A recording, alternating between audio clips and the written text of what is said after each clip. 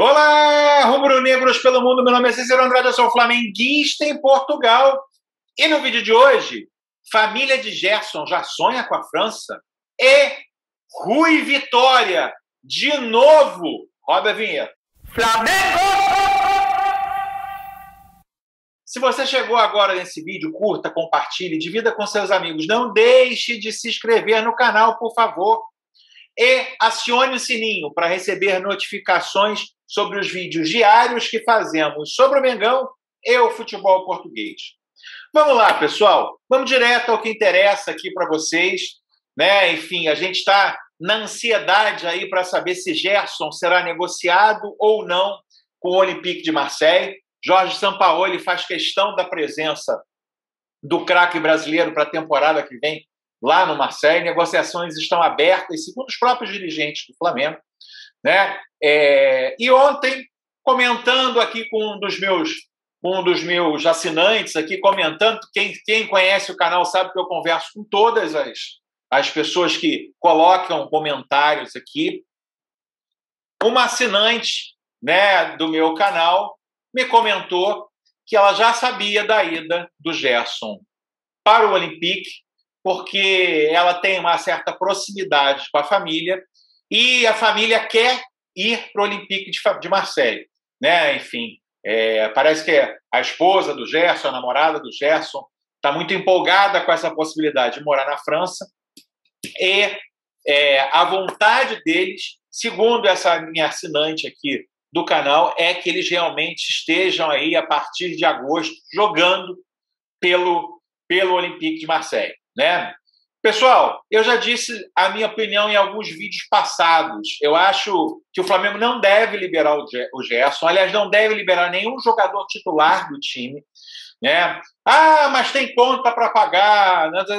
Enfim, faça a negociação, as negociações que estão em caminho aí, com o próprio Vitor Gabriel, que está aqui, o Braga está aqui jogando pelo Braga B, o Braga vai pagar. Faça aí pelo Rodrigo Muniz, faça aí pelo...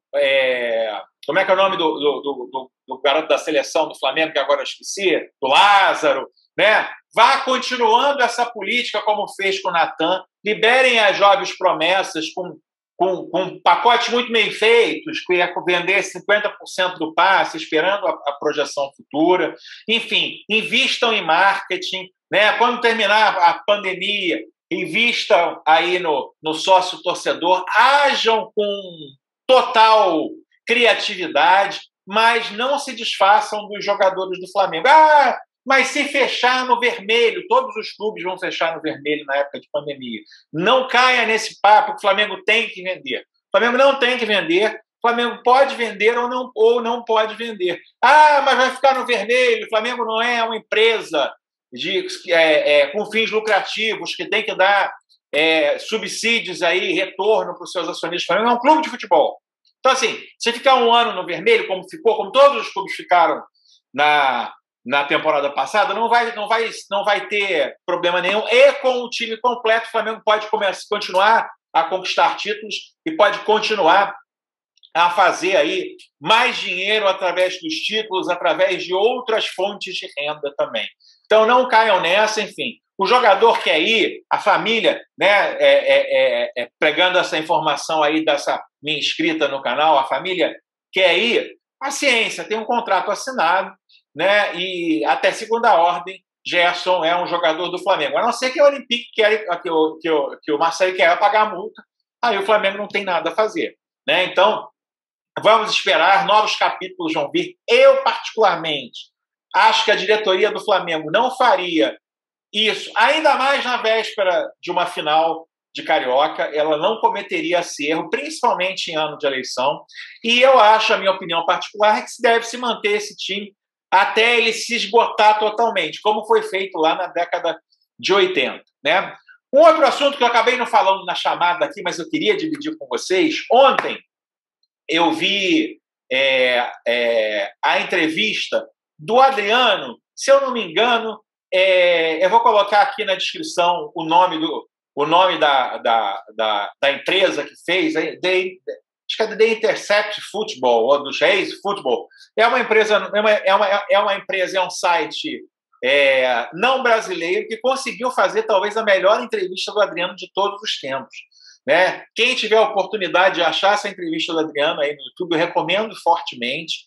Né? O Adriano contando várias coisas da carreira dele e dividindo um pouco aí o porquê que ele parou de jogar futebol, né? Enfim, a relação dele pelos clubes por onde ele passou, né? Dizendo que o Flamengo, inclusive, em algum momento queria mandar ele embora, né? Quando ele era juvenil e júnior, que ele, na verdade, ele jogava de lateral esquerdo, ele cresceu demais e por isso queriam mandar ele embora. E aí, o Carlinhos, o técnico do Júnior, não é o Carlinhos mais antigo, segurou ele, falou, não, deixa ele aí, até que um dia colocaram ele na frente e ele começou a render muito mais como centroavante, como atacante.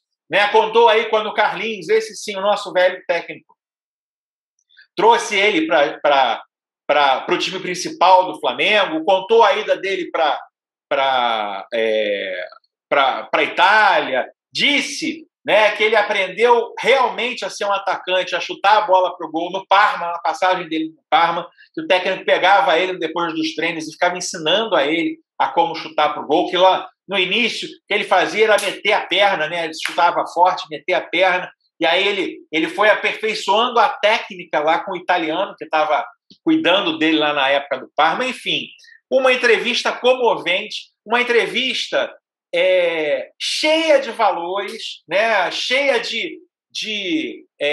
a gente vive hoje num mundo extremamente materialista, um mundo onde quem tem mais é mais, né? Onde o dinheiro fala mais alto do que tudo, né? Eu acho uma lição de vida, um sujeito simples, um sujeito humilde, né? Mas um sujeito muito consciente do que é felicidade para ele, independente do que os outros achem, né? Então, assim, um exemplo, de fato, assim, de vida, um exemplo de fidelidade à família, né? E, acima de tudo, um exemplo de rubro-negrismo, né? Um exemplo do que é ser apaixonado pelo Flamengo.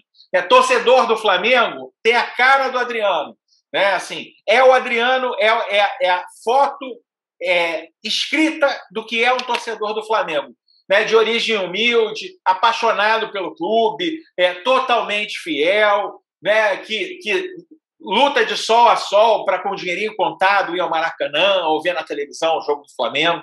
Essa é a cara do torcedor do Flamengo. E o Adriano, independente do tempo que ele jogou, da quantidade de títulos que ele jogou, ele é um ídolo eterno do Flamengo, porque nenhum jogador talvez encarne com tanta preciosidade o que é o torcedor do Flamengo. Não é o torcedor riquinho que vai, esse também é torcedor, mas a grande maioria do torcedor do Flamengo, ele está realmente aí nas classes mais pobres da população brasileira, pelo Brasil inteiro, né, totalmente apaixonado, porque o Flamengo faz dele um indivíduo melhor. Então, assim, vale a pena, procure na internet aí a entrevista do Adriano, que é sensacional e uma lição de vida.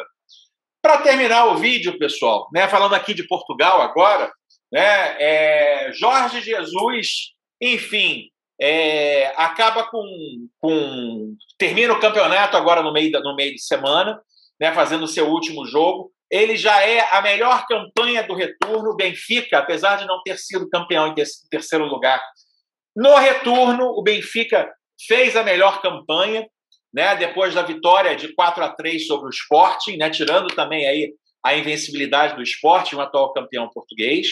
Né? No domingo, ele tem a final da Taça de Portugal com o Braga. Então, Jorge Jesus, ex-técnico do Flamengo, contra Jorge Carvalhal, né, contra Carlos Carvalhal, desculpa, o que seria o técnico do Flamengo, a primeira opção depois da saída do Jorge Jesus. Eles se enfrentam aí pela Taça de Portugal, mas a notícia que tem corrido solta aqui em Portugal é o seguinte: o Benfica não se classificou direto para a fase de grupos da Champions, e se classificou para a pré-Champions. Né?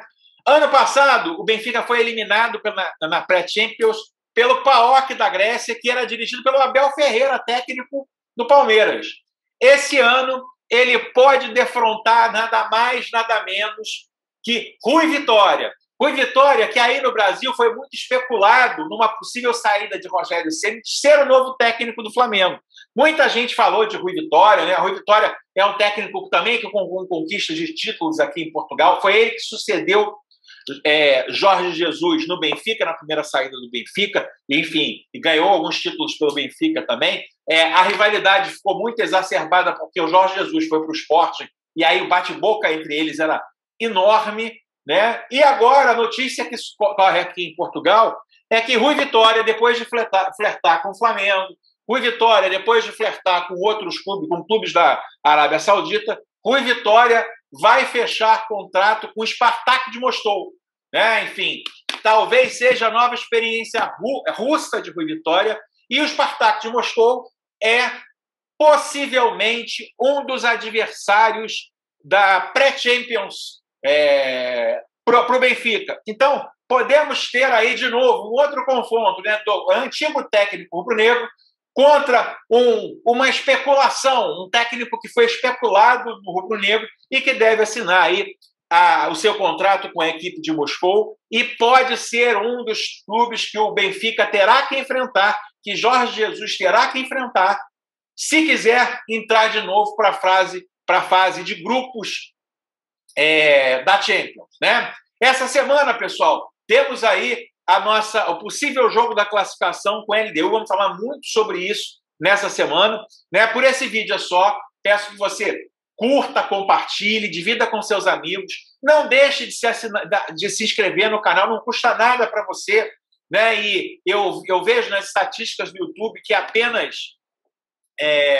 10% das pessoas que veem os meus vídeos se inscrevem no canal. Então não deixa de se inscrever, dá essa força, né? Rumo aí aos 18 mil inscritos no vídeo, um canal de 3 meses e pouco, né? E não deixe de acionar o sininho para que você receba notificações sobre os vídeos diários que fazemos sobre o Mengão e o futebol português também. Eu tento sempre informar vocês sobre o que está acontecendo aqui em Portugal, que tem ou não uma correlação direta ou indireta com o Mengão.